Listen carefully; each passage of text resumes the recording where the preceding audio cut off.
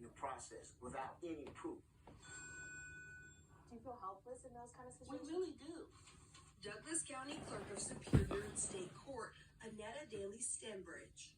Our hands are really tied. Under current Georgia law, clerks like Stenbridge cannot require IDs from people when they come into the clerk's office to file deeds, liens, or any other type of property paperwork. You cannot question what people file. So it's the honor system. Simply put, anyone can file documents on your home as long as the paper appears to be legitimate and filled out. We have to accept it. Stenbridge recalls times families show up to the office only to learn their home is no longer there. It is a horrible feeling.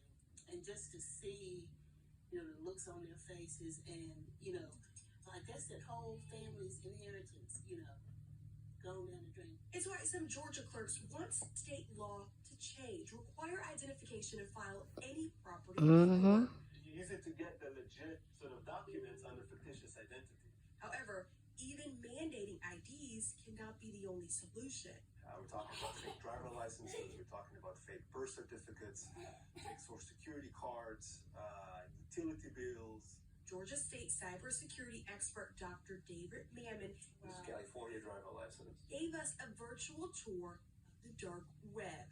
The quality of fraudulent documents is so high, Mammon explains about 98% of the time, alleged scammers get away with producing, selling, buying, and submitting false records. The very sophisticated supply chains. It's fairly easy to do. The effects are hard for the once homeowners turned tenants, like Eric Clark, who must now pay $2,409 in rent or leave his 20-year residence. It's painful and it's embarrassing more than anything.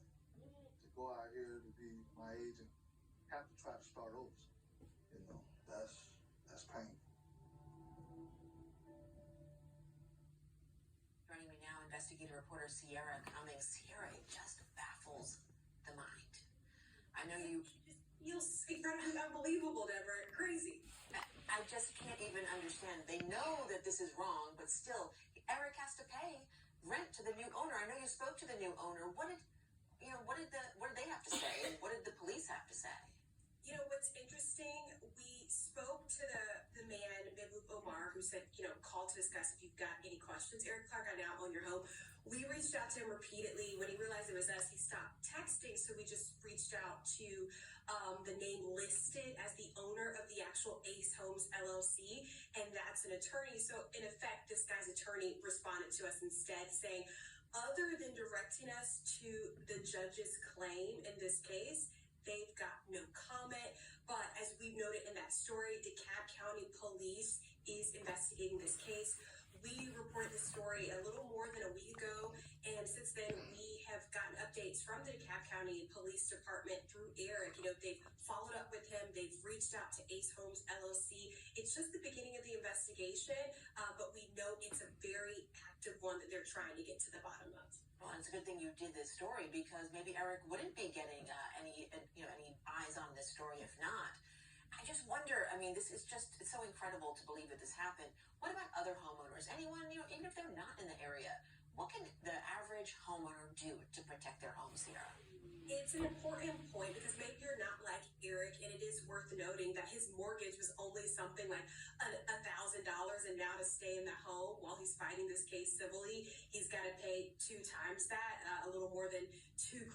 So maybe you're not like Eric Clark. None of this has happened to you yet, but you're really afraid. Well, we found the state does have a property registry system that really doesn't end fraud or stop fraud, but it kind of puts you ahead of it because what we learned is if it, you get so far out where you're at the foreclosure period or you're so far along in the case, it becomes harder to get your deed back, to get your home back. So it really just puts you ahead of the curve. You sign up your home on the state registry site. A lot of the states have it. Our neighboring state, Florida, has one. You sign up. We've put it on WANF.com, but you put your name, your address. You just notify the state saying, hey, I'm the rightful owner to this home. And should anybody try to file paperwork against your home, you're immediately alerted. So again, it doesn't stop the property fraud, but it is kind of putting you ahead of it. What really would need to happen, according to these clerks, is for Give me a hug. to change. That's something they Spider-Man. They want to be able to Spider-Man. say, hey, if you're You my filing this Spider-Man. paperwork, You you Spider-Man. need identification that shows you're the Spider-Man. rightful owner of Spider-Man, this big boy. property. So, you got the property fraud registry in your each individual states that you should sign up for. I really encourage that.